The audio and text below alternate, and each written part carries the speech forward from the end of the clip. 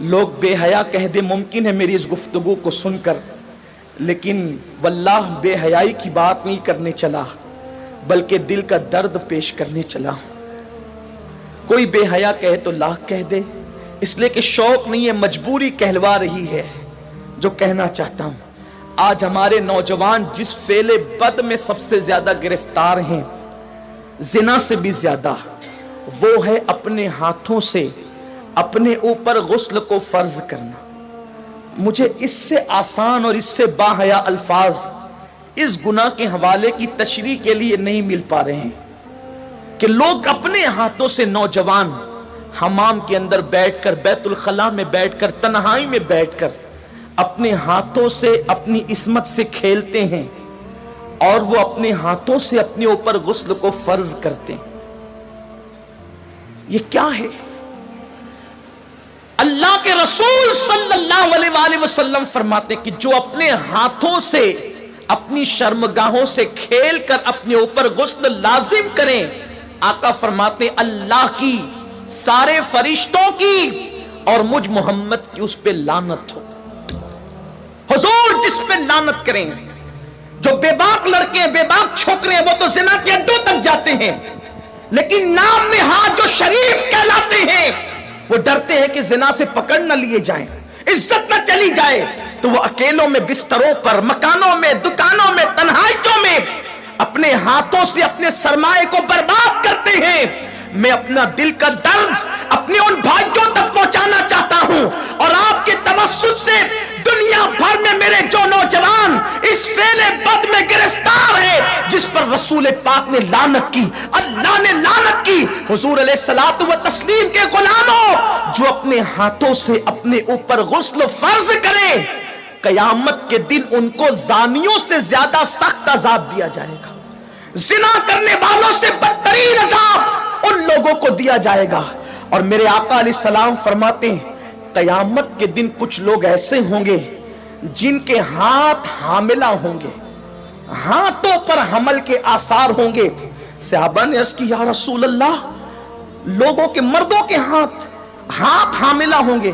آقا فرماتے ہیں ہاں، جنہوں نے اپنے ہاتھوں سے اپنے اوپر غسل فرض کیا ہوگا، اشاروں کی زبان میں اس کا مفہوم عرض کر رہا ہوں، قیامت کے دن وہ اس حالت میں اٹھیں گے کہ ان کے ہاتھ حاملہ ہوں گے۔ اور یاد رکھنا، ایسا کرنے والے ان کے چہروں پر پھٹکار برستی ہے، آنکھوں کے ارد گرد کالے کالے حلقے پڑ جاتے ہیں، گڑے پڑ جاتے ہیں، آنکھیں اندر کو دھس جاتی ہے، زندہ رہ کر بھی انسان مردہ نظر آتا ہے۔ اور اگر 1 مہینے تک یہ فعل بد کر لیا، ساری زندگی اس کی عادت پڑ جاتی ہے۔ ایک وقت تو وہ آتا ہے کہ انسان شادی کے قابل نہیں رہ جاتا، جب ماں باپ شادی کا پلان پیش کرتے ہیں، ادھر منہ چھپا رہا ہے، ادھر منہ چھپا رہا ہے، گویا کہ اپنی زندگی کو تباہ کر چکا ہے، برباد کر چکا ہے۔ سنی دعوت اسلامی کے اجتماع میں آنے والوں، وقت کے اختصار کو ملحوظ رکھتے ہوئے بس اتنا پیغام آپ کو دے دوں، اگر آج سے پہلے کسی نے اپنے ہاتھوں اپنے اوپر غسل فرض کر کے حضور کی لعنت مول لی ہے، اللہ اس کے رسول کی لعنت کا وہ شکار ہوا ہے، اللہ اکبر، تو وہ آج اس سنی اجتماع میں سچی توبہ کرے، اس لیے کہ توبہ انسان کی زندگی کو بدل دیتی ہے۔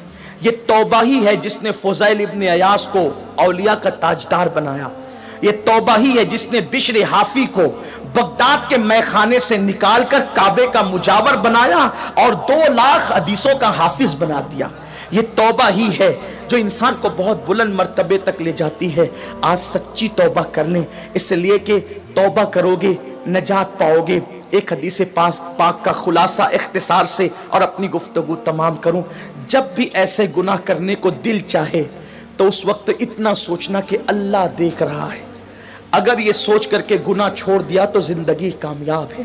میرے آقا علیہ السلام نے اس حدیث کو، عبداللہ ابن عمر کہتے ہیں میرا بچپنا تھا، کم و بیش 7 مرتبہ میں نے حضور سے یہ حدیث سنی ہے۔ آقا فرماتے ہیں کفل نام کا بنی اسرائیل میں ایک شخص تھا، ایک جوان تھا، گناہ کرنا اس کی عادت تھی۔ ایک مرتبہ ایک لڑکی کو پیسوں کی ضرورت تھی، محلے میں کسی نے نہیں دیا، سینکڑوں کی ضرورت تھی، اس نے ہزاروں دے دیے۔ लड़की ने शुक्राने के तौर पे उसे देखा। उसने लड़की को कहा, एक काम करो, मैंने इतने पैसे दिए हैं, इसके बदले में कुछ नहीं चाहता, बस इतना चाहता हूं कि तुम मेरे घर चलकर थोड़ी देर बैठ जाओ और मुझसे कुछ बातें कर लो। लड़की चली गई। उसने सारी खिड़कियां और दरवाजे बंद कर दिए और लड़की के साथ बैठकर बातें करने लगा। जब खिसक करके आगे गया तो लड़की के बदन पर कपकपी तारी हो गई। वो उठकर खड़ी हो गई। उसने पूछा, ए लड़की, तेरी मदद किसी ने तो नहीं की, फिर आखिर इस खिड़की दरवाजों के बंद होने के बाद तू किससे डरती है? तो लड़की ने जवाब दिया कि कोई नहीं देख रहा है। किफ्ल, तूने 1000 बार ऐसे काम किए होंगे, लेकिन आज से पहले मैंने ऐसे कोई काम नहीं किया। मुझे डर लगता है अगर क़यामत में मेरा अल्लाह मुझसे पूछेगा तूने ये गुनाह क्यों किया, तो मैं रब की बारगाह में जवाब देने की ताकत कहां से लाऊंगी? मैं अल्लाह को जवाब नहीं दे सकती, इसलिए मैं डर रही हूं, वो मुझे देख रहा है। किफ्ल ने कहा, अगर वो देख रहा है तो तू यहां से चली जा। लड़की चली गई। इधर लड़की घर से बाहर निकली, उधर मौत का फरिश्ता घर में दाखिल हुआ। किफ्ल की रूह निकाली। अल्लाह अकबर। यानी अगर किफ्ल गुनाह से न बचता तो किस हालत में उसको मौत आती, जरा सोचें। बिस्तरों पे लेटकर अपने आज़ा से खेलने वालों को मैं पूछना चाहता हूं, गंदी तस्वीरें देखकर अपने ऊपर गुस्ल फर्ज करने वालों को पूछना चाहता हूं, जिना के मनाजिर देखकर अपने जज्बात पे को बेकाबू करने वाले मेरी कौम के जवानों से, मेरे भाइयों से पूछना चाहता हूं, मैं अपने कौम के मुस्तकबिल को कितना तारीक देखूं। जो कौम कभी मुसल्ले पर रात गुजारती थी, पाक आंखों को रो रो करके पाक करती थी, आज उस कौम के जवान बिस्तरों पे नापाक हो रहे, अपने हाथों से नापाकी को खरीद रहे। अल्लाह अकबर। सोचो अगर उसी हालत में मौत का फरिश्ता आ गया और मौत आ गई तो अल्लाह को क्या जवाब दोगे, क्या मुंह दिखाओगे रब की बारगाह के अंदर? अल्लाह अकबर। किफ्ल जैसी वो लड़की घर से बाहर निकली, मौत का फरिश्ता आया, किफ्ल की रूह निकाली और किफ्ल मर गया। जंगल की आग की तरह ये बात फैल गई पूरे मोहल्ले में, किफल मर गया, मर गया, मर गया। कुछ आबिदान और जाहिदान ने खुश्क ने बातें की, इतना पापी था, पता नहीं उसका मुंह कैसा हो गया होगा। ऐसे में किसी ने कहा, कुछ भी था लेकिन कलमा पढ़ने वाला था, उसकी मैयत में जाना तो पड़ेगा। जब लोग उसकी मैयत में गए तो उसके घर पर कुदरती कलम से लिखा हुआ था कि किफ्ल अल्लाह से डर कर एक गुनाह से बच गया, अल्लाह ने उसकी सारी जिंदगी के गुनाहों की मगफिरत फरमा। आओ हम भी सच्चे दिल से तौबा कर लें, रब को मना लें। जिंदगी का कोई भरोसा नहीं। और इतने बड़े इज्तिमा में आए हो, मैं तो बस इतना कहता हूं, यहां से जाओ तो ये अज़्म लेकर जाओ, इंशाअल्लाह ना गुनाह करेंगे न गुनाह करने देंगे।